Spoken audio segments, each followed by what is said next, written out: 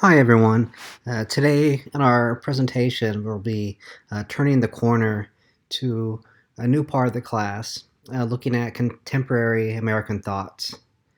So, in doing so, we'll be discussing two different theories, two different readings today, looking at D'Amelio and Sassen. So, two contemporary American social theorists. So, we're getting back to American social thought, and we'll see a continuation of what we talked about earlier in the semester, the middle years American social thought. But before we get there, let's just do a brief recap of what we did last class. Last class, we looked at the middle years, but we looked at neo-Marxism. So rather than starting a new theoretical thread like we saw in the middle years American social thought, here we see the neo-Marxists building on a theoretical thread, continuing and updating the ideas that we talked about with Marx and Engels. So in Benjamin, we saw an update of the Communist Manifesto, looking at a theory of social change. In Gramsci, we looked at an update of the German ideology by looking at a theory of social control. And both Benjamin and Gramsci emphasize structural forces, and they emphasize that kind of top-down, macro directional focus. And as neo-Marxists, they center on capitalism as the driving force behind the social change in the Benjamin theory and behind the social control in the Gramsci theory. Getting into the contemporary American thoughts, we're looking at how the contemporary American theorists are now building on a theoretical thread. So they're continuing the ideas of the middle year American social thought that we talked about earlier. D'Amelio, you can see the legacy of Cooley and Mead by his focus on identity. In Sassen, you can see the legacy of Du Bois, specifically the focus on community sociology.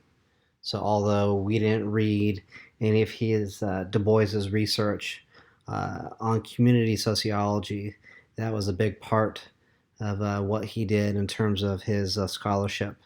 So I believe if you're taking craft to sociology this semester, you've read Du Bois's book that looks at community life in Philadelphia.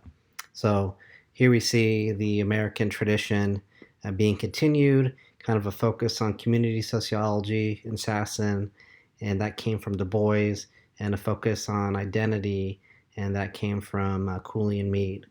So in addition to focusing on identity, in D'Amelio's theory, we also see how he incorporates a Marxist tradition.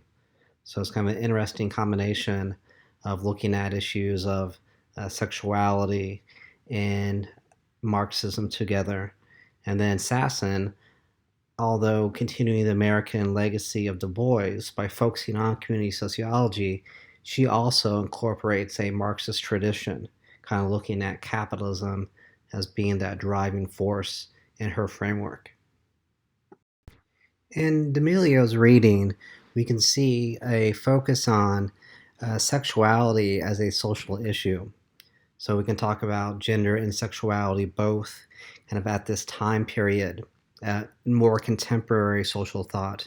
We start to see these issues being brought to the forefront. So we talked about before how class was a variable that often was discussed in theory. And then later on with Du Bois, we started to see race being discussed as a social issue. And here we start to see issues of gender and sexuality coming to the table for the first time. Because like we said with Du Bois, we start to see individuals who are women starting to get the positions in the universities, starting to get the platforms to discuss their ideas. And same thing with non-heterosexuals. Not that we're saying that everybody was a heterosexual up until this point in time, but often it is difficult for academics, professionals to kind of live openly or discuss openly their kind of non-heterosexuality. So that's why we start to see these things kind of emerging in terms of being discussed for the first time in class. And they're separating gender and sexuality from biological properties. So we see a social dimension to each. We see a cultural dimension to each as well, how both gender and sexuality are fluid concepts. And by fluid, they change in meaning over time and from place to place. Then also we see kind of the social dimension of gender and sexuality in terms of these social inequalities connected to each. So the advantages and disadvantages connected to being a woman or a man, the advantages, disadvantages connected to being one sexuality or another. So D'Amelio combines the American social thought traditions of focusing on identity, highlighting agency through kind of looking at awareness and actions based upon awareness and focusing on that micro level. But we also see a little bit of Marxist thoughts as well by him concentrating on capitalism as the driving force behind his action. And the action is the emergence of the gay identity. D'Amelio concentrates on the Communist Manifesto as his general framework for discussing social change.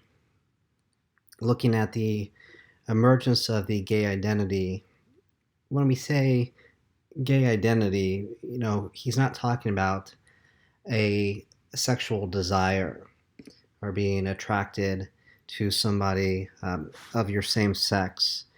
That's always been there throughout history. But he argues to live openly as a gay individual, to have kind of a social gay identity that was promoted, that came into existence with industrial capitalism. So he's not talking about a desire, but more so a lifestyle to live openly. So looking at the emergence of industrial capitalism, we start to see a separation from labor in the land and a separation from labor in the family. When you start to be able to work for wages, in a mill, in a mine, in a factory, you're no longer dependent upon, the family's land to survive. You're no longer dependent upon your family members. You're no longer dependent upon sexual reproduction to continue the family, to continue the self-sufficiency. And so that's where you start to see kind of a big change going on where people originally kind of early American society relied on their family members for sustainability, and often that came from working on the land, and then the whole legacy was continued kind of generation to generation, and that depended upon people having children, sexual reproduction. So now what we start to see, when you can now no longer rely on working on the land, rely on your family members who will have to rely on you, and you no longer have to focus on sexual reproduction. This has strong consequences for individuals to kind of live openly with that gay identity. So here we can say with the wage labor, individuals can be self-sufficient financially, no longer living off the family land, no longer depending on family relations. And with their financial independence, individuals can move to new communities. And we'll talk about why these communities are important here in a minute, but they can move away from their birthplace. They can move, away from where they're born. And again, they don't have to, with their own money, they don't have to rely on sexual reproduction and kind of continuing a family legacy for one's individual survival. So, as I mentioned in the earlier slide, the financial independence allows people to move into new communities. So, we can say the openness, the friendliness to different sorts of people. In some communities, there's more openness. In some communities, there's more inclusiveness compared to other communities. So often, what individuals will do is move to new communities in which you can find social spaces in which you can identify, as the gay individual, and you can socially practice that identity. So D'Amelio talked about the emergence of different cities, and within these cities you start to have social spaces such as coffee shops, bars, and clubs that would allow people to come together socially, that would breed a culture with which you can identify and practice that gay identity. And so here we start to see kind of the three foundations that are all coming together that allow individuals to live openly as the gay identity. We have the financial independence that came with industrial capitalism, wage labor. We have the social foundations, the different social spaces in which you can congregate and you can interact with other people. And that kind of builds this culture that allows you to identify kind of with the sexuality, identify with a different lifestyle compared to kind of that heteronormative culture that you'd often find in other spaces. So D'Amelio basically says, homosexuality has always existed, but the ability to openly practice the identity is a result of modern capitalism. It's the capitalism that gave us the financial independence that allows people to congregate socially together and build a culture with which you can identify and practice that gay identity. So getting back to the why, that driving force in the framework, updating, using the Communist Manifesto, we can go back to say a society's mode of production promotes the social progress. So the social progress of the ability to, live openly as one thing or another was produced by the capitalist system. That's where it all started, and then it kind of snowballs into the emergence of the gay identity.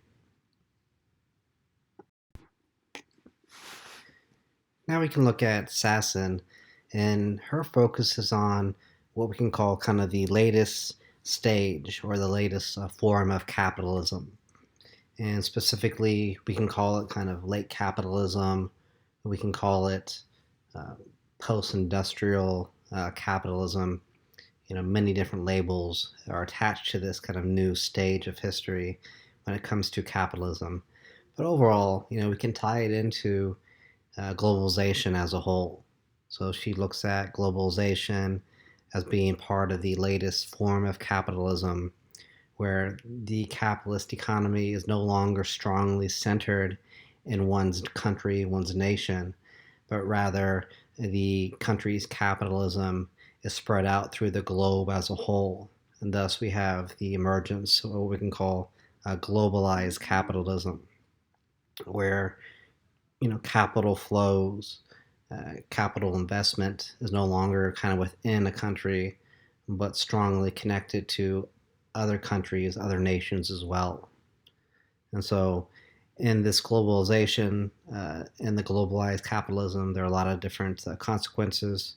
So, for example, if one economy tanks, that usually brings down other economies as well. Where in the past, if one nation had a poor economy, that really didn't impact other nations. So, there are a lot of new kind of realities that come with this new form of capitalism. Sassen's interested in how this reorganization of capitalism reorganized cities. So she concentrates on what she calls global cities. And global cities can be understood as cities that are focal points of the new globalized capitalism.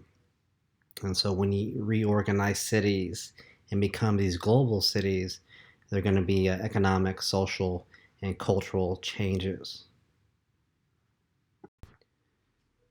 In Sassen's theory, we see another piece about social change.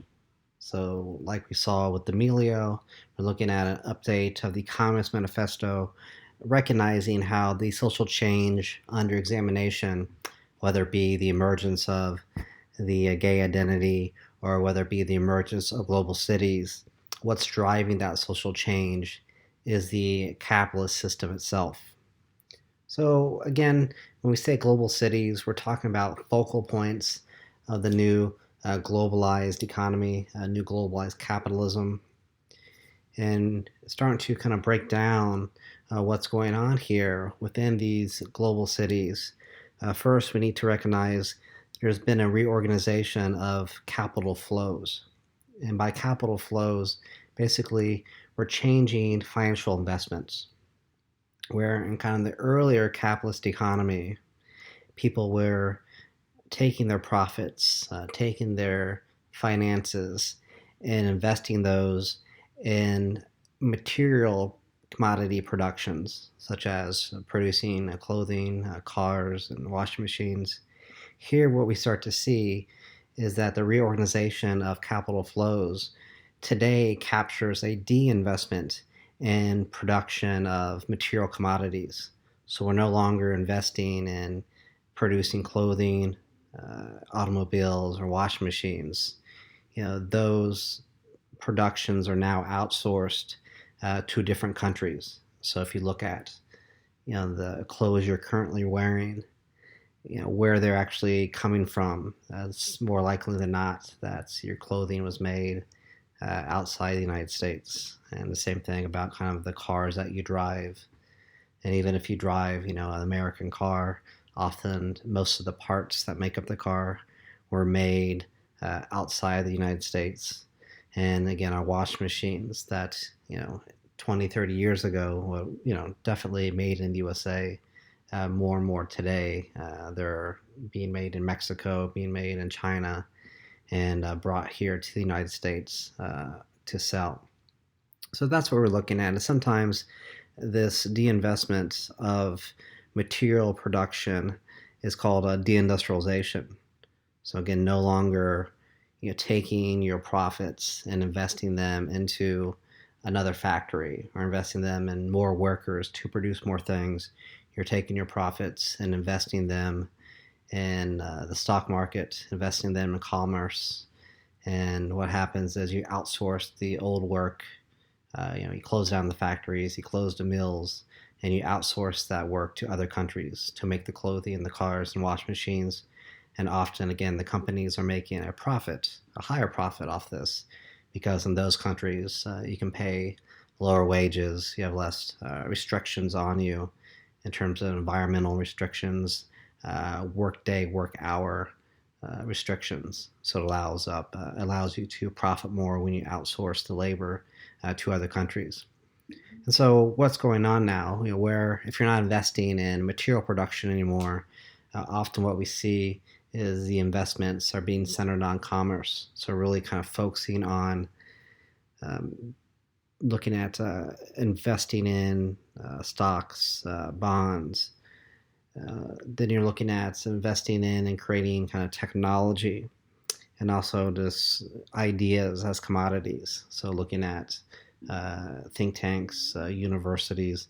And so when you look at kind of the production of ideas, whether it be medical schools, hospitals, and things like that, you're looking at one dimension of the global city. Another global city dimension is there's a focus on kind of technological development. And then another aspect is you have kind of the banking industries, you have the Wall Street work with the commerce. So that's where all the money is kind of being reinvested. You're no longer building factories and producing goods, but you're focused on basically making money in commerce and banking. You're focused on producing technology and producing ideas. And this is often referred to as kind of the post-industrialism. So when looking at the reorganization of capital flow and de-investing in the material goods and then reinvesting into the stock market and the financial world, in technology and producing ideas. Sassen basically says, these cities that represented the kind of early capitalism, the pre-globalized capitalism, had to kind of ride the tide. They had to make the transition. And in doing so, they would become a global city. So if you could make the transition and adjust to globalized capitalism, then you become the global city. If you don't, you become basically has been. In other words, the old industrial capitalism cities such as Detroit, Cleveland, Newark, New Jersey, cities that typically we label kind of the Rust Belt. These are cities who could not make the transition. And when these cities can't make the adjustment, the deindustrialization process creates higher levels of unemployment, poorer economies, and often kind of like a ghost town like physical appearance, where you start to see kind of the abandoned factory spaces. You start to see, abandoned homes, and it's just almost like ghost town-ish in terms of it used to be one of the best economies, one of the best places to find employment, but these old industrial cities who couldn't make the transition suffer the high levels of employment, the poor economies, and the kind of poor physical appearance that comes with the poor economies and the high levels of unemployment. So now we can look at the global cities, and again, these were the cities that could adjust to the new globalized economy by focusing on commerce, so focusing on the markets, focusing on banking, focusing on producing technology, whether it be medical technology, computer technology, and then also again kind of ideas. So having your universities, having your different schools to create ideas, and again these ideas are going to be used to create new technology and to create kind of new ways of earning money through banking, through commerce. And such cities that have made the transition thus represent in Sassen's mind a global city: Chicago, New York, Los Angeles, London, Paris, Tokyo, Sydney, Australia. So again, if you look at kind of what's going on in these cities, economically speaking, there's less of a focus on industrial work and more of a focus on the post-industrial economy connected to commerce, technology, and creating and commodifying ideas. Now we can concentrate on the different consequences in the global city that comes with the reorganization of the economy. So no longer the industrial economy focused on producing things such as clothing, cars, and washing machines, but now the post-industrial globalized city. And now we can start to see when you shift your economy, there can be ramifications, consequences in different ways. So we'll look at 4 different ways that the global city and its reorganization of the economy kind of reshaped social life as a whole within the global city. So now in terms of one's economic makeup, there are higher levels of social inequality. So there's a polarization of inequality. And this comes with, in the global city, the 2-tier economy that emerges. And so you have kind of one top, we call them the haves, the professionals that live in the global cities, whether it be the doctors working at the hospitals, doing the research, whether it be the bankers, the people working in commerce. So you see these professionals that are making a lot of money, but then you see kind of a disappearance of the middle class. So again, the middle class used to be those people who would work in the factories and produce the goods, but now that work has disappeared in the cities. You start to see a disappearance of that middle class, and the second tier of the economy in the global city is kind of lower working class, lower class individuals. So we say that the professionals are making a lot of money, the bankers, the lawyers, the doctors, but then we see that the other side of the economy is kind of low paid service work. So people working in the restaurants, people working in terms of transportation, whether it be driving a cab, working at airports, so on and so on.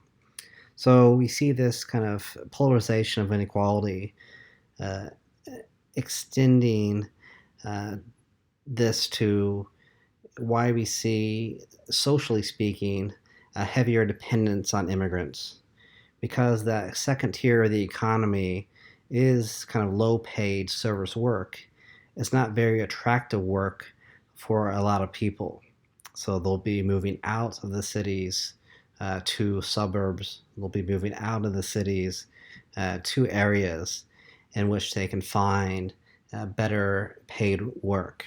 And so, what happens when you can't find people to do these kind of low paid service work jobs? You have to rely on immigrants. And so the social makeup of the global city is you start to see a heavier dependence on immigrants. And these immigrants are disproportionately represented in the low paid service work.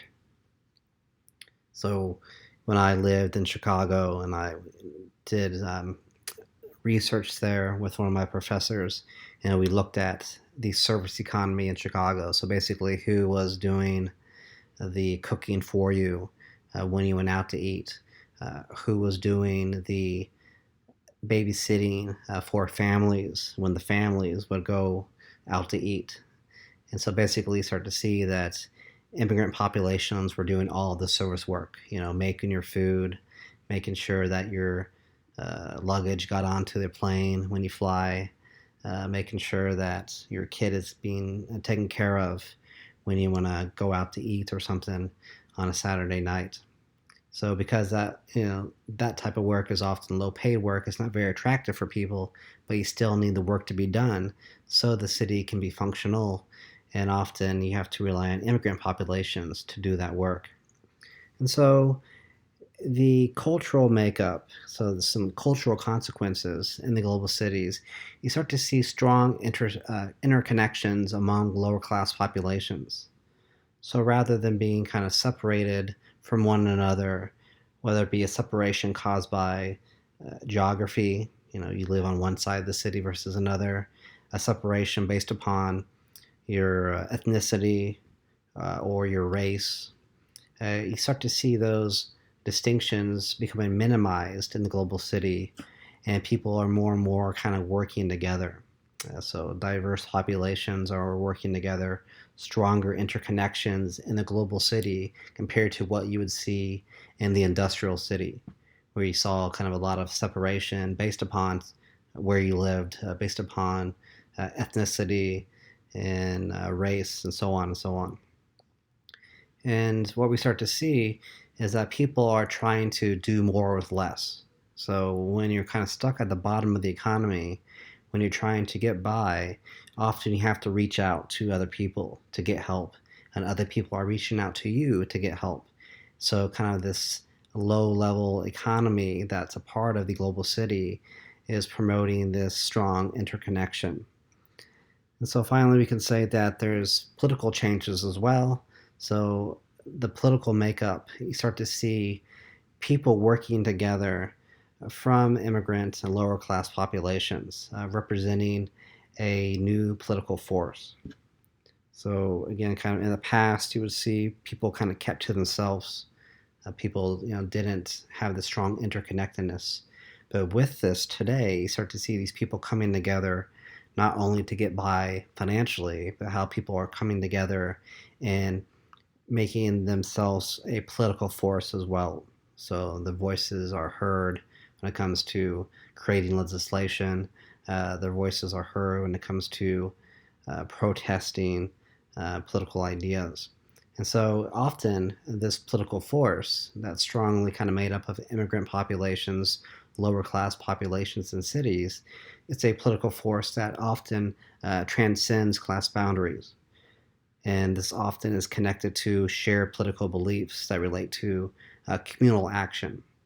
So although, it may be kind of a wealthy doctor or the wealthy lawyer that maybe can't relate to the immigrant or the lower class individual in terms of their lower class or immigrant status, they can relate to the individuals based upon shared beliefs about protecting the environment, shared beliefs about protecting individuals from police brutality or something like that. So we start to see how a new political force is emerging. Again, all kind of a direct or indirect consequence of reorganizing the economy in these global cities.